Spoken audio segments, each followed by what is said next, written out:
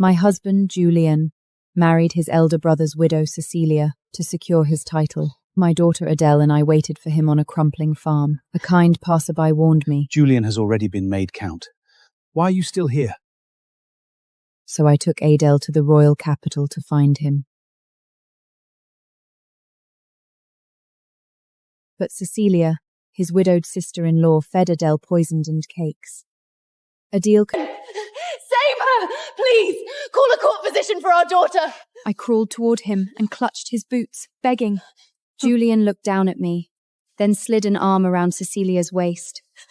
What madwoman is this, screaming in my castle? His voice was ice-cold. He kicked my hand away in disgust. Drag this woman, and that little bastard outside the city. Beat them to death. As the guards dragged me away. When I opened my eyes again, cold wind poured down my throat. I had not died in the hall of the Count's castle. The gods had heard my curse and sent me back to the day Julian was officially made Count. I threw away the wild berries in my hand and sold the farm. Then I carried Adele back to Anjou Castle and knelt, begging my father to forgive me. Father, your daughter was wrong. My father stood inside the drawbridge, watching me through an iron gate. Are you sure this time? Genevieve, what makes me believe this isn't another whim? Father, I won't run again. You said that last time. You said Julian was the bravest knight you'd ever seen. You said he deserved your heart more than the man on the throne. I said nothing. Those words were mine. Every last one. In the end, Father relented. Come in. Stop embarrassing me at the gate. I stood with Adele in my arms, my legs gone numb. Margaret, the housekeeper, hurried over to support me and said softly, My lady, His Grace sent men to the Black Forest for years to look for you. I froze. Margaret sighed, but the people there said you'd moved long ago. No one knew where you'd gone. The foyer hearth burned bright. Father sat in a high-backed chair. Tell me, how did you live these past 5 years? I stood before him while Margaret carried Adele to the side parlour. At first it was fine. Julian told me to wait for him at the farm. He sent silver every month. By the 4th month I was picking wild berries in the woods. Adele was born during a snowstorm. No one helped me. I cut the cord myself. 3 days after she was born, Julian's messenger came. He said Julian was working to inherit the title. He told me to wait a little longer. That little longer became 5 years. Do you know why he never came? Father opened his eyes. They were already red. I know. He had to marry his widowed sister-in-law to inherit the title. Those people at the church granted him a dispensation. So what will you do now? Father asked. Do you want to accuse him of bigamy before the church? I can send someone with the papers, but think carefully. Once this becomes public, Adele will be dragged into it. It could damage her reputation. I cut him off. Julian has nothing. From start to finish, he has only an empty title and a mountain of debt. Father was silent for a while. What did you ever see in him? I closed my eyes. It was autumn, 6 years ago. I had gone hunting. A storm hit on the ride back. I was separated from my guards. Julian lay in the mud, one leg bent wrong. I had my guards carry him to a nearby farm. I splint his leg with branches and washed his wound with holy water. On the 4th morning, I opened the farmhouse door. My name is Julian. I am the 2nd son of the Count of the Eastern Border. That was how Julia introduced himself. I stayed at the farm and cared for him for a month. The day he could walk, he limped into the yard. He saw me mounted, ready to return to Angor Castle. Will you come back? He said. Maybe. I said, looking down at him. Then I'll wait for you here. He said it, then tore a cord from his neck. A copper ring hung from it. This isn't worth much, but it's been with me for 10 years. Take it when you come back. I'll give it back. I took the ring. When you come back. Julian smiled. I'll tell you a secret.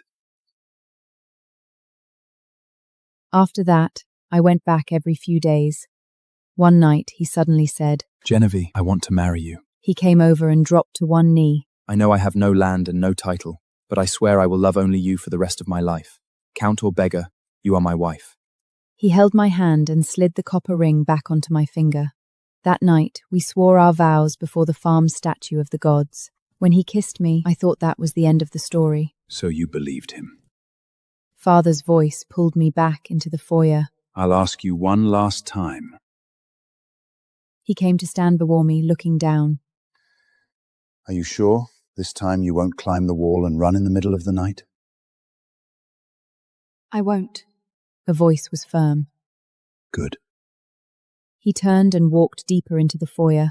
Tomorrow morning I'll send men to the church with a complaint accusing him of bigamy. Father! I stopped him. I don't want it submitted privately. He turned back, his eyes cold as ice. What did you say? I raised my head and met his eyes. I want the ruling, but I also want a public trial. I want him to admit, before the Queen Regent, that he abandoned his wife and daughter. Father stared at me for a long time. Then he smiled. You are my daughter after all. When you turn ruthless, even I hardly recognize you. I ordered Margaret to deliver a letter to a cloaked man. He was my father's best rumour runner, the sort who fed whispers into taverns. Adele had fallen asleep on the rug. Margaret brought in hot soup and lowered her voice. My lady, people outside are saying Count Julian abandoned his first wife in the Black Forest to die, all for a title. How far has it gone? I lifted the soup and took a sip. Now they say that after marrying his widowed sister-in-law, he sent men to the farm to silence you. I want him sleepless. I looked out into the night. If he can still sleep, he won't panic. If he doesn't panic, he won't act. In less than 5 days, the rumour filled every street in the capital. A lame old sailor slapped a table and said, Have you heard about that new Count of the Eastern Border? He had a first wife, left her in the Black Forest to die. Then came the fish market. A vendor gossiped. I heard he wanted the title and his widowed sister-in-law, so he sent men to kill his own child. Even in the saloons where nobles gathered, people murmured. Count Julia, the one who built his fortune on his wife's dowry, then tossed her aside. That's him. They say his first wife still has the marriage contract. If it reaches the church, he may lose everything. Then why doesn't he bring her back? Bring her back? He married his widowed sister-in-law. That's bigamy. The church won't spare him. Margaret brought these words back to me every day. That night, Father stood at the stairs of the East Tower, holding a cup of hot wine. Using the rumours to force his hand. He said, You know the whole capital is talking, so he'll have to check whether you're truly dead. Father took a sip of wine and watched me for a long time. Genevieve, you're using your own life as bait. Father, the fish was already bitten. I smiled at him. Julian's captain of the guard took 5 men into that Black Forest farm at midnight. They broke down the door and searched every corner. They found no one. The captain set a fire and burned the whole cottage to ash. When he returned to the capital, Julia asked, Did you see them die inside with your own eyes? The captain said, The fire was huge. Even if they weren't dead, they couldn't survive. Julian took 30 gold coins from his purse and threw them on the table. Go drink. Take this to your grave. The captain seized the coins and left. The moment the door closed, Julian leaned back and let out a long breath. He smiled. These words came from an informant Father had planted in the Count's kitchen. After I heard the report, I lifted Adele onto my lap. Adele, would you like to go somewhere with lots of people and lots of good food? Adele was gnawing a piece of dry bread. She looked up at me. I want to go. Julian was holding an autumn harvest feast. It was his celebration after being officially invested as Count of the Eastern Border. He meant to present Cecilia as Countess, so the capital could see who truly owned the castle. On the day of the feast, night fell early. I lifted one corner of the carriage curtain and glanced out.